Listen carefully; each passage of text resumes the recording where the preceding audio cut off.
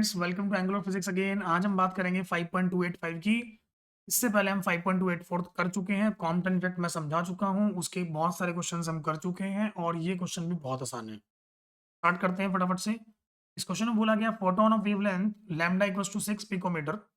आप देख रहे होंगे कि यहाँ पे एक फोकल लैम्डा की वैल्यू दे रखी है 6 picometre. Is scattered at right angles by a stationary free electron.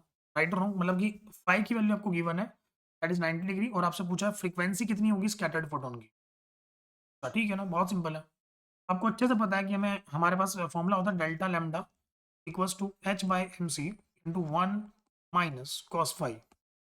इसी से पता है फॉर्मूला, बहुत अच्छे से पता होगा। राइट और रॉन्ग, ध्यान से देखो। डेल्टा लैम्डा को मैं क्या लिख दूंगा, lambda dash minus lambda equals to h by m c into 1 - cos 90 लिख दूँ। cos 90 तो जीरो होता है। बहुत बढ़िया।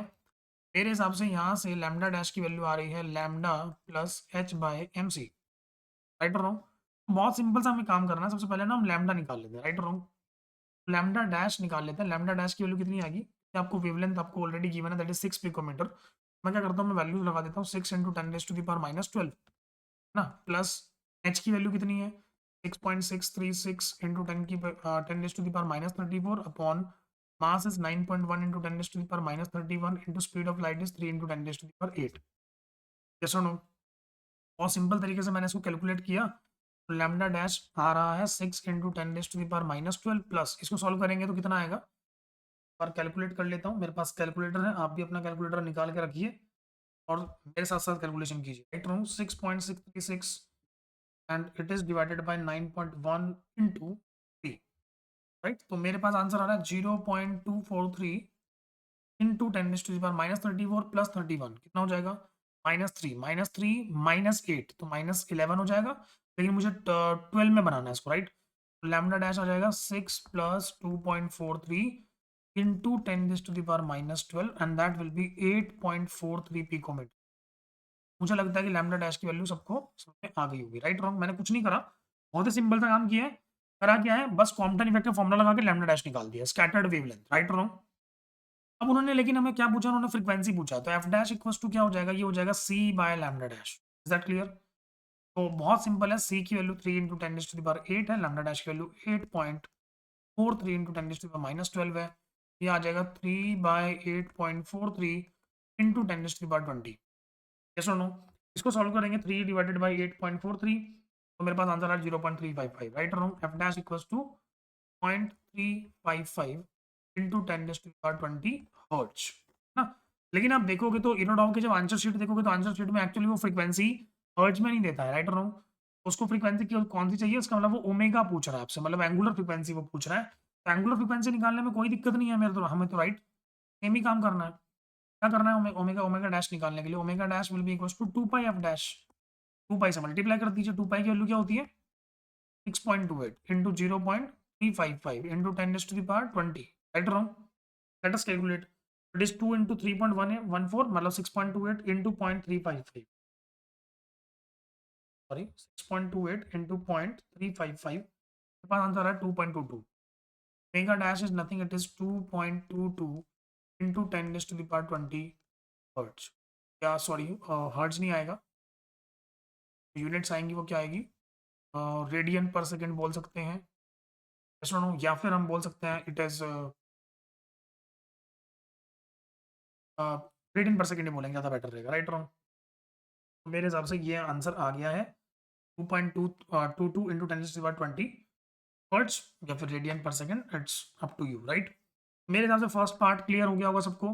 फर्स्ट पार्ट में हमने कुछ भी नहीं किया, लैम्डा डैश निकाला और लैम्डा डैश से हमने फ्रीक्वेंसी निकाली और फ्रीक्वेंसी से हमने ओमेगा निकाल दिया। Right, it's very simple. Next बात करते हैं काइनेटिक एनर्जी, तो कॉम्पटन इलेक्ट्रॉन।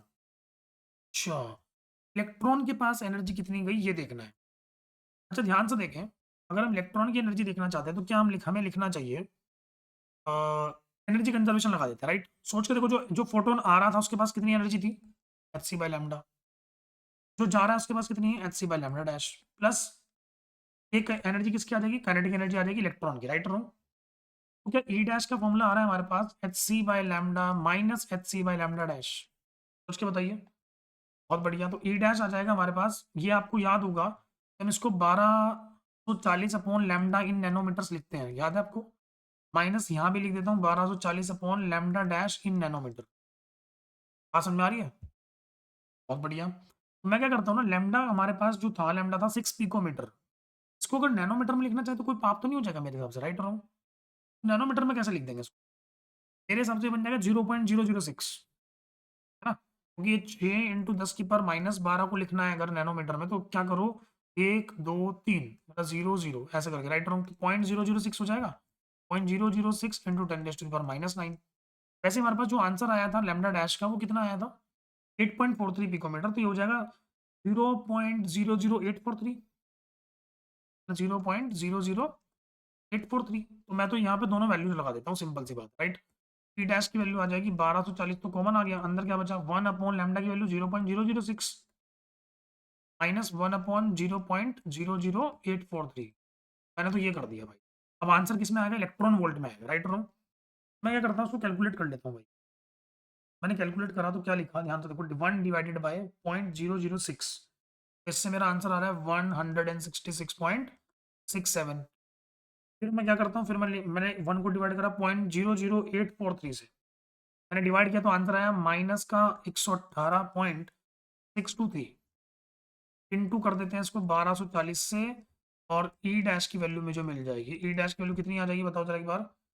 166.67 माइनस 118.623, और जो भी आया उसको मल्टीप्लाई कर देते हैं 1240 से, राइट? तो मुझे मिल रहा है भाई आंसर, देखिए मुझे मिल रहा है 559 इंटू सॉरी 59578.28 इलेक्ट्रॉन वोल्ट, है ना? इन आंसर तो हम चाहते हैं कि बढ़िया सा निकाला जाए, है ना?